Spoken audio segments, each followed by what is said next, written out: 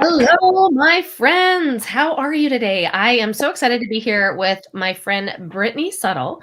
She is a CPA and she's going to introduce herself. But one of the main things that has really shifted in the last few years for me is my money mindset and how we look at money, how we manage money, what we do with it. Do we have it working for us? Are we using it and not having it work for us?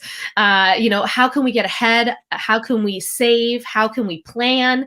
All of these things you don't think about that in your 20s, by the way. You don't think about any of that stuff before you have a family and you have kids. And then all of a sudden you're like, oh, I think I hit adulthood at some point in time in the last 5 years and I've got to figure this out. When did that happen? Right? Right. So I brought Brittney up here today, and I'm really excited too because she's going to come back in my 6-figure profit plan and do a training on building a 6-figure side hustle and how to do that and the best way to manage your money that way. So I'm really excited to have you in on the 19th for that. But today we're going to talk about some of the things that we should be considering when it comes to managing our money and how we can save some money too. So Brittney, I would love to have you just introduce yourself, where you're from, a little bit about you, and we can go from there. How does that sound? That sounds great. So I am Brittney Suttle. I'm a CPA. Sorry for this horrific background. Yeah. I had to plug in my phone. My phone was dying, and I had a better. You literally just look like you're in heaven. It's just like you're just glowing. You're a tax angel, okay? That's what you are. So I live in Indianapolis with my husband, my 8-month-old son, Sam, and I kind of have the typical post-college. I worked for a public CPA firm, worked in corporate, kind of decided it wasn't fulfilling my passion per se. So what I really did was I took a step back. I got a different job where I could work from home. It's super flexible. I work, 20, 30 hours, sometimes more, depending on what's going on with that business. But it's allowed me to also then build my own business where I help female entrepreneurs with their business finances. So I do outsourced bookkeeping, I do tax work, I do advisory work, and I just like to provide a lot of value and information and knowledge to female entrepreneurs out there because, like Christina and I were talking about before, I feel like more money in the hands of women is good for our communities all around. They do great things. They, support their communities through donations, through their time. They, pay their people well. And small businesses, other small businesses, and the community business, right? Businesses. Yeah.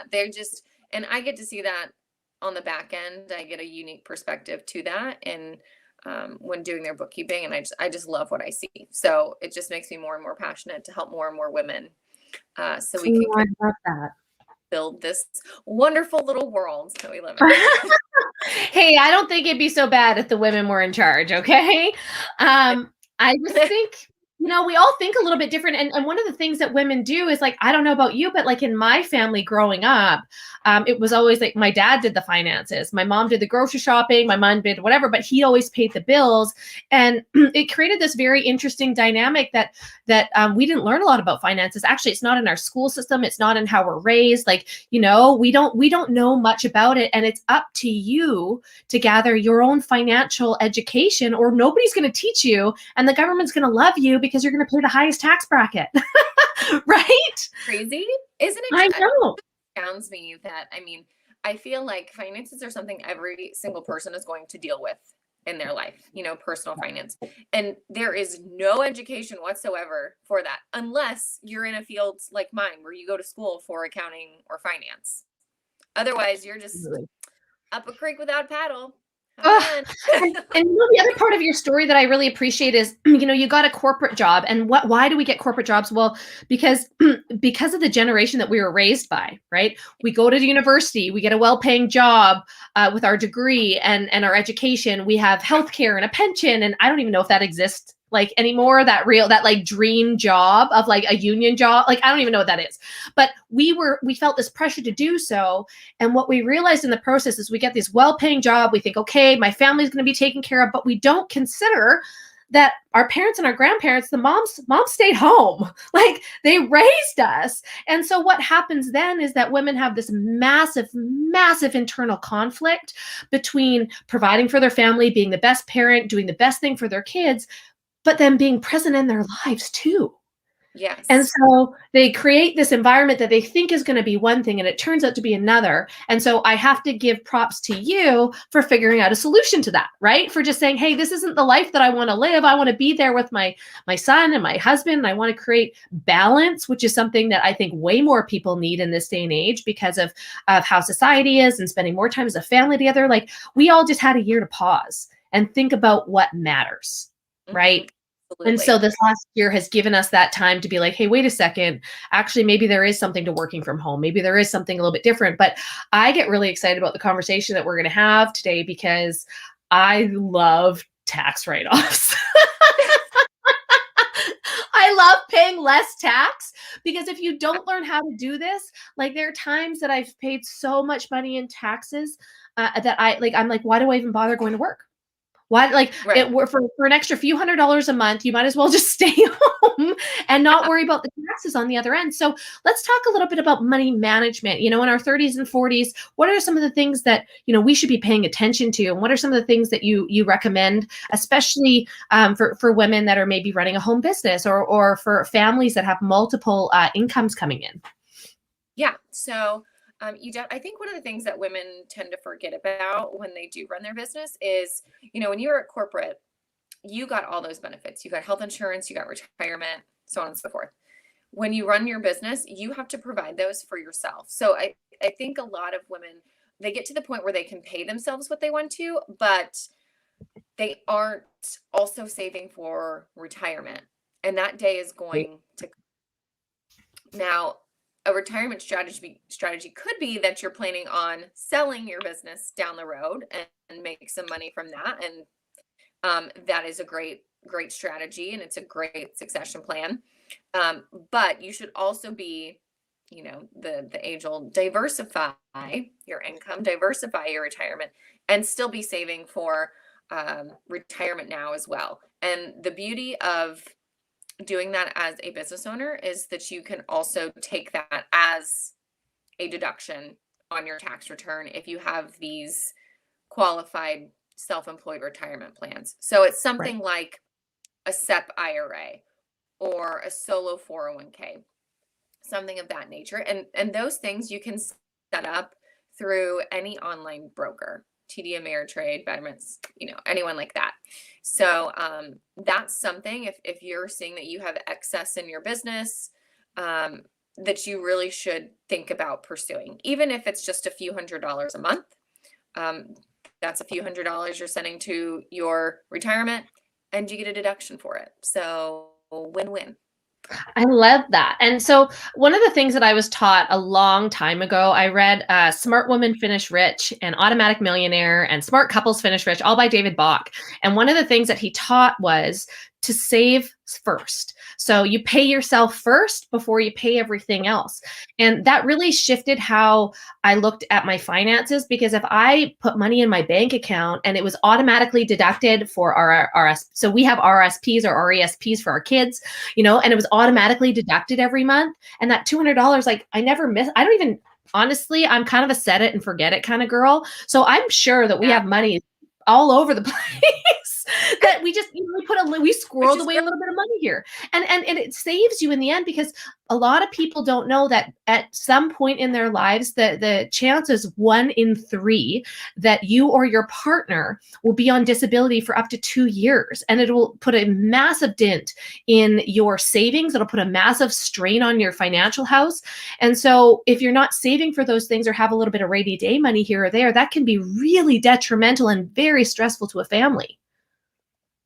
Absolutely, absolutely. And I love, I think everyone has heard to automate your savings before, but you hear it all the time because it is really one of the best strategies. It's simple, Anyone can do it. And you can have different buckets for your savings that you automate. So you could have an emergency savings bucket. You could have saving for a, down payment on a house bucket, things of that nature.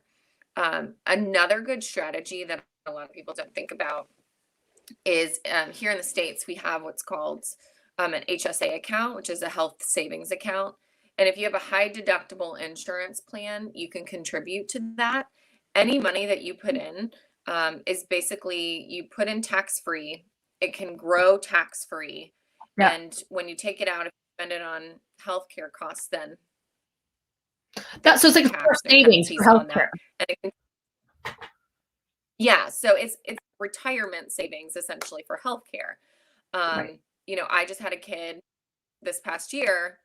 I was able to use HSA money to do that. So that's a big perk as well. So if you are already capped at your retirement contribution limits, because there are limits to that, you can open an HSA if you have one of those high deductible plans, contribute to that, and that's another sort of retirement savings, because whether you like it or not, medical bills are one of the biggest costs Yeah. as you get older in retirement.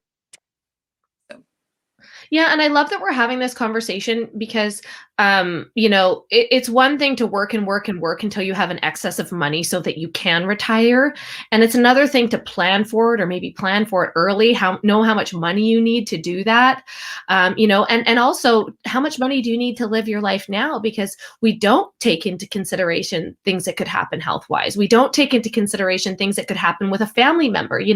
I look at friends of mine that are a few years older and they're taking care of all their family members now, right? Or like they've got to be put into assisted living or this, like where are all those funds going to come from? And so a lot of the times we don't think about this stuff until it's necessary, right? We don't think about Yes. it and the planning until it's necessary. And so I'm happy that we're having that conversation, even if it just sparks somebody's interest to be like, yeah, I should probably be contributing, even if it's $50 a month or 100, at least it starts the process. Exactly. Yeah. Yeah. And it's not really a sexy topic because you don't really get to touch it until, decades. But your future self is going to thank your current self for doing that. So, and you've got to take care of your future self. Um, One thing to think about too is just even like my husband and I, we invest in real estate, uh, basically properties that we have tenants in. They call it buy and hold, but Yep. that is going to be a strategy for us in retirement where we would have monthly income off of that as well. So we're not just um, dependent on our retirement savings. We're also going to have that, and hopefully we'll have, some still be working a little bit, have some business Yeah. income or so The you have to multiple, think the of diversity. multiple, right? Yeah. Well, if people want, Exactly. what it comes down to is if people want freedom, you have to have choices, right? And to Right. overcome adversity, you have to have options. And so that's why people talk about multiple streams of income so much and having that kind of diversity. But here's the thing, you had to sacrifice to buy that other home. You had to save up and sacrifice. You guys didn't go to Disneyland 3 times last year and to Mexico and Hawaii for Christmas. You had to sacrifice Right. something for your future self, thinking, hey, like in my retirement years, I want to spend time with my kid, my grandkids, doing the things that we love.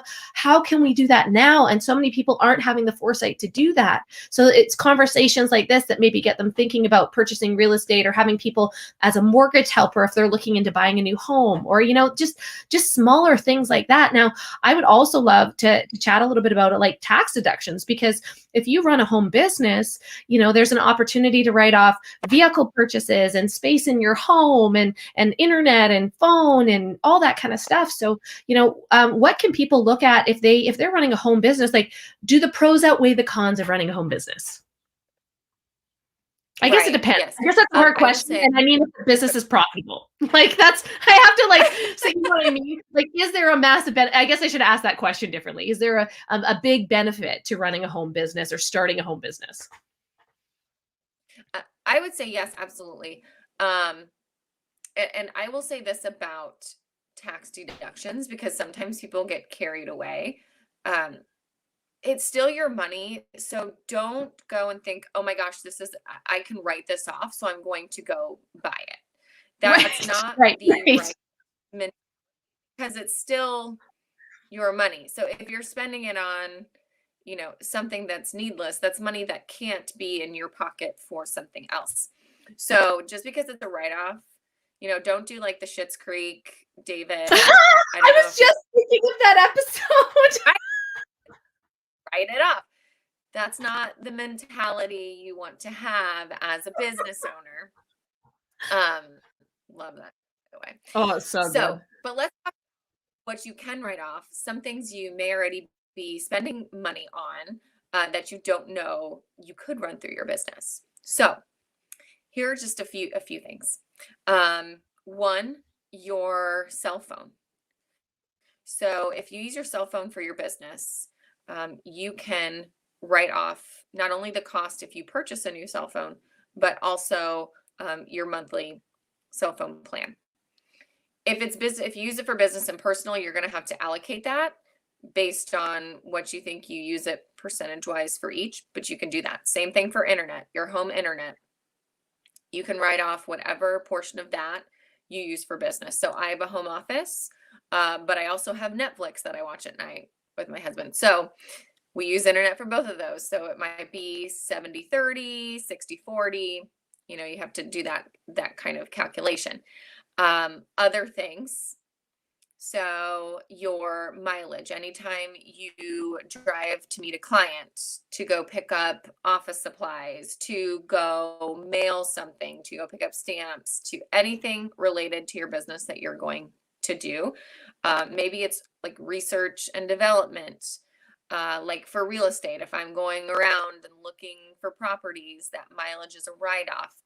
You want to keep track of that because you can get a deduction up to, I think it's 56 cents this year for every mile you drive. Wow, that's Um, amazing. Like, that's a big deal. it's great. It's wonderful.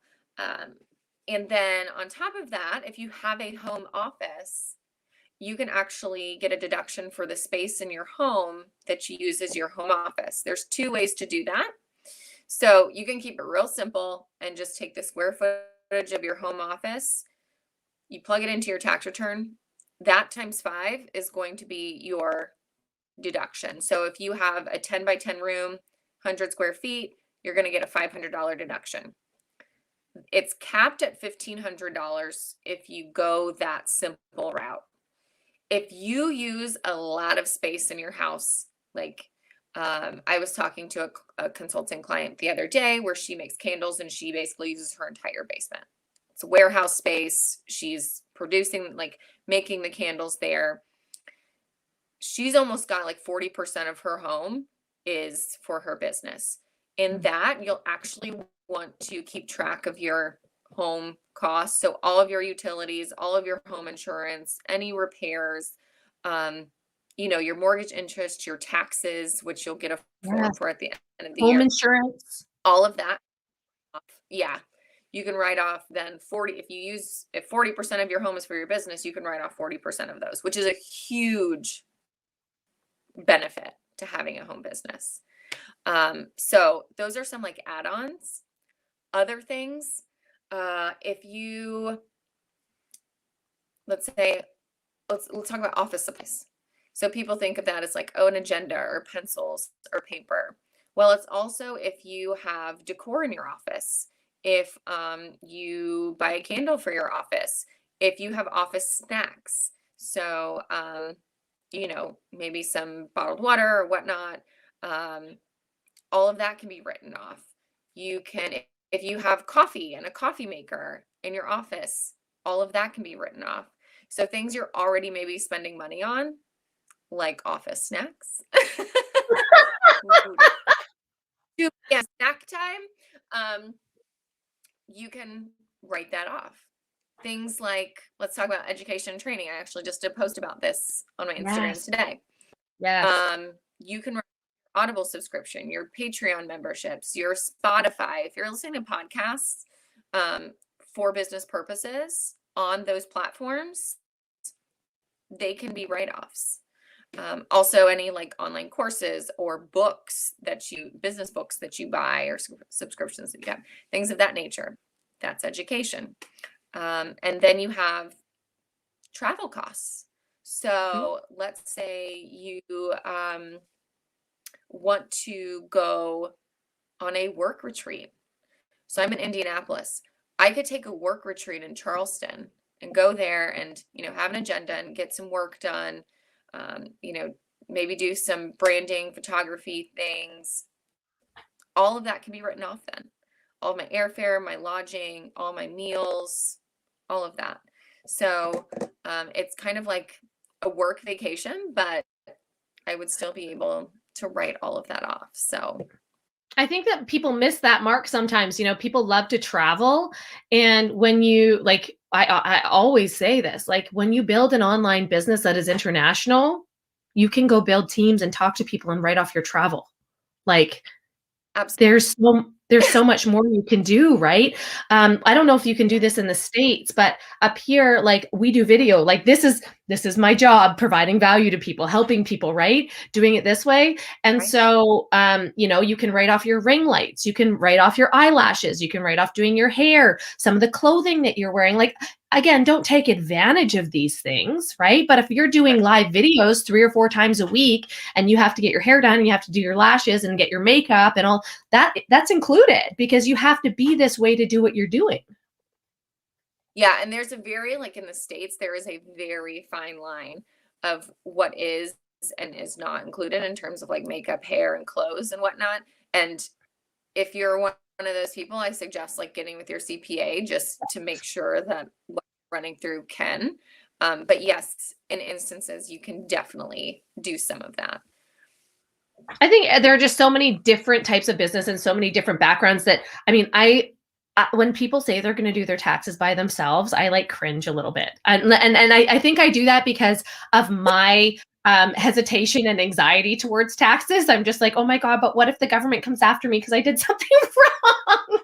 But and so there's when you hire a CPA, when you work with somebody that knows your industry, knows your business, knows like other cases that have very similar attributes to their business, then they can give you a better outline. Like we just got an email yesterday from all the things that we need to submit, and that makes it so easy for us. Like we literally have a checklist of all the things to submit. And so when you work with somebody, they can help you get the best tax benefits and help you keep a lot of money, right? Help you keep more money. And that's the goal at the end of the day. Yes, absolutely. I tell people, and I'm going to say this, and I want you to know it's coming from a place of honesty because I don't do a lot of outside tax return work because I don't want to have the tax season. So I limit it very much. I have very few openings every year. But I will say every single entrepreneur, if you own a business, you should be outsourcing your tax work. That's the one thing. Like you don't need to start outsourcing bookkeeping. You don't need to spend, something monthly, but you should have someone preparing your tax return who's familiar with your industry. So, Absolutely. I mean, your loan, I have a couple clients. I'm going to save them thousands of dollars just because we're going to change their business structure because they hit like this trigger point that we've been tracking. And Yep.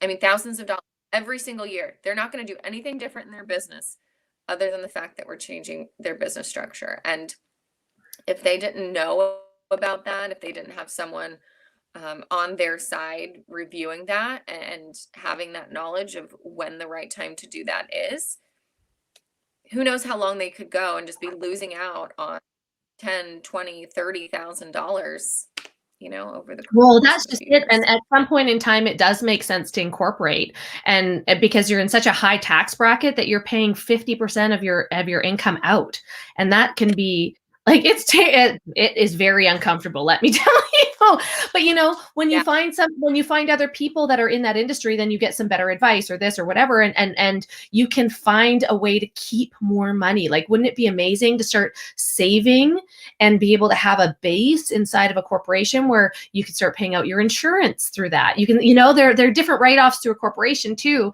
Again, I don't want to get into all the details, but when you start to structure your business differently or ask a professional that it's their job to know the inside out and backwards, they're going to tell you their opinion and they're going to help you move through that.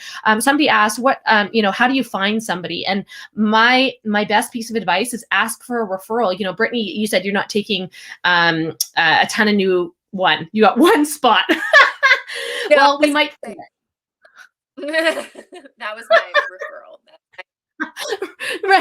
Right. And so it's really important that you do find a referral, find somebody that maybe knows your industry specifically, ask questions, and often you'll be able to save a whole bunch of headache and a whole bunch of money when you just go the extra mile and just ask somebody for their opinion. Yes, absolutely. And we talked about this before with different stuff. Referrals are going to be, especially from referrals from other people in your industry. Go that route. Yeah. And the thing is, I find that all referral business is good business because you don't refer somebody crappy, right? Like, you're always referring somebody that you think very highly of. And until you know otherwise, or until you move on and do something different. Right. And so April was saying, what are questions you ask to find the right person? Like, if you're looking for a good accountant, what are some of the questions that you should be asking them? Yeah. I would just ask, like, what industries they mainly deal with. Maybe, how many clients they take on, or how responsive they are in terms of if you have questions and need to email them or get in touch with them, what's their response time typically like? What are their maybe like hourly fees, or if you needed to get on the phone with them, how much would you be charged for things of that nature? Because sometimes people are surprised with, and I don't do this because I'm very upfront with saying, hey, this will cost you. But sometimes people will get invoices for hundreds of dollars, not realizing that they were being charged for the conversation they were having. So just asking about that, what's all included, what would cost extra, things like that. That is a great tip, honestly, because I wouldn't think to ask that. But here's the thing. You've spent thousands of hours and thousands of dollars learning what you know. And so it would only make sense that people would charge you a consulting fee, right? And so often we're like exposed to all this free information, and people forget, hey, no, like, you can skip the line if you pay somebody for their knowledge, right? You can save yourself a lot of time. Exactly. Well, Brittney, thank You you just so much. don't want to be like, Oh, sorry. oh, go ahead. No, go No, ahead. no, you go ahead. So I think we've got like a tiny little bit of delay. So we're both like waiting for the next person to talk. So no, what I was going to say to you is just, I really appreciate you being here to have this conversation and talk about it. I'm really looking forward to our, continuing this conversation in the six-figure profit plan in a couple of weeks. But if you guys have any questions, or if you want to connect with Brittney, where can they find you? How can they get a hold of you? Yeah. You can find me at my website, kniesandco.com, which is KNIES and co.com. And I live on Instagram. So at Brittney Suttle CPA, you can find me there. Brittney is spelled Brittney. There's 27 different ways to spell Brittney. That's the one my mom chose. At Brittney Suttle CPA on Instagram, send me a DM, and I'll message you back. Thank you so much. I really appreciate you, Brittney. Thank you for taking the time today. You've probably helped a lot of people save some money. And we will talk again very, very soon. All right. Sounds good. You guys have a great rest of your day out there.